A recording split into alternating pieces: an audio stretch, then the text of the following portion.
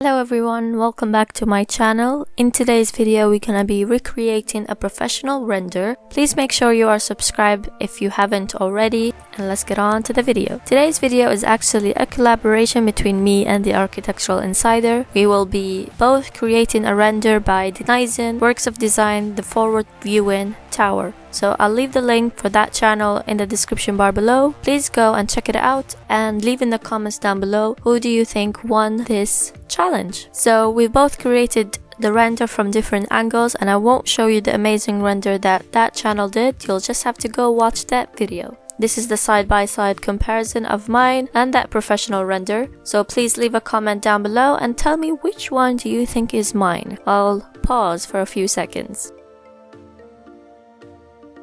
So the first thing that I did is create the model to the best of my proportions on Sketchup, and then I added that to Photoshop. And I started working on the hill, adding more images of the hill, and I probably added more than I needed, and I used the clip-in mask for it. What clip-in mask does is basically it hides certain parts without you having to delete it, so you can edit it later. So I'll add one from this button here and using a black brush to hide and white if I need to show. I'm gonna continue layering images and textures to add interest. I've also added a rock same way using a clip-in mask.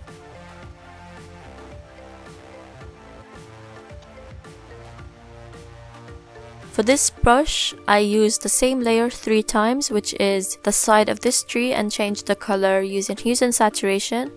The first one is a low saturation green, the second one, which is under it, it's white, and the third one is a darker green and it goes over it. I used that same tree and I cut it and duplicated to create bushes because I've tried to use brushes and images, but I haven't found one that works or is similar to that image that I am recreating. I've also changed their colors, and then after that I've used the stamp tool and changed the brush to a bush and then blended the bushes, if that makes sense. I've then created my background, which is full of trees, which is a combination of duplicating different trees and changing their colors.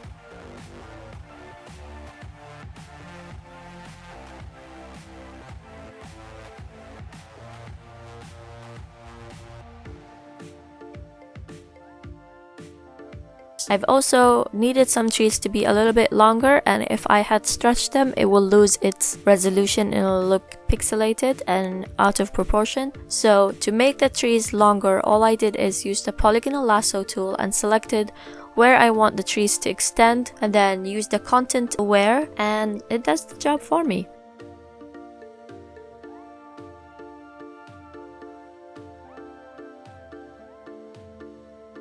At this point, I've added my V-Ray model. I didn't want to show you how I rendered it in V-Ray because otherwise the video would have been very long. So comment down below if you want me to show you how I do my V-Ray models for this model specifically or any model in general. So I'm going over the model, adding more shadows to the windows.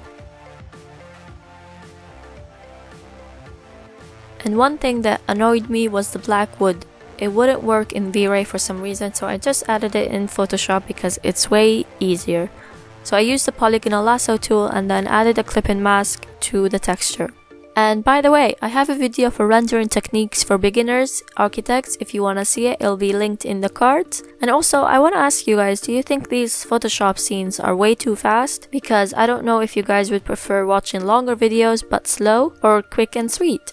So leave me in the comments down below, what do you think?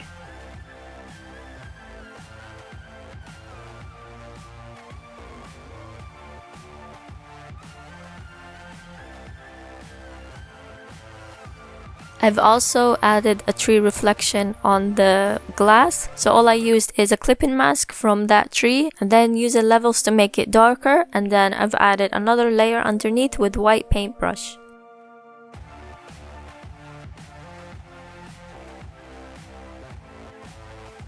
So next I've added an interior images to the top part of the building, and you need to align the edges to perspective.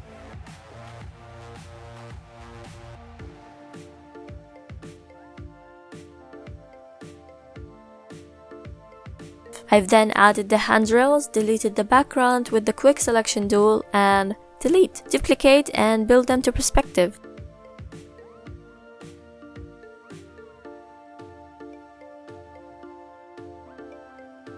Next, I am adding the light using a soft brush, and then adding the light reflecting on the walls, and space using the polygonal lasso tool and a soft white brush over a new layer, and then setting that to overlay or playing with the blending modes. I am also adding some light on the building the same way, following the image I am replicating using a natural brush.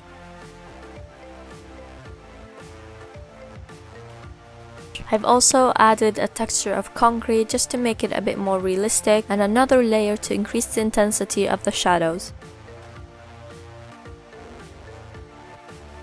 I've also added a bit of light on the trees, and then I've added the people, scaled them down, and trimmed their ends. Well, that sounds wrong. Cut them off? That also sounds wrong. You know what I mean?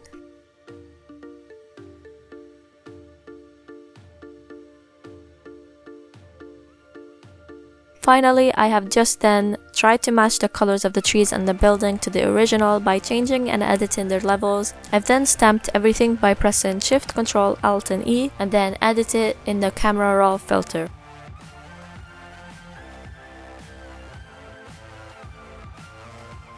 Did a bit of final touches, and that's basically the end of the render. I hope you guys enjoyed it and learned something cool today. Please send me your work, renders or sketches, because I am planning to do a feedback video or critiquing your work. So thank you so much for watching. I'm Rasha Shururu, and I'll see you next time.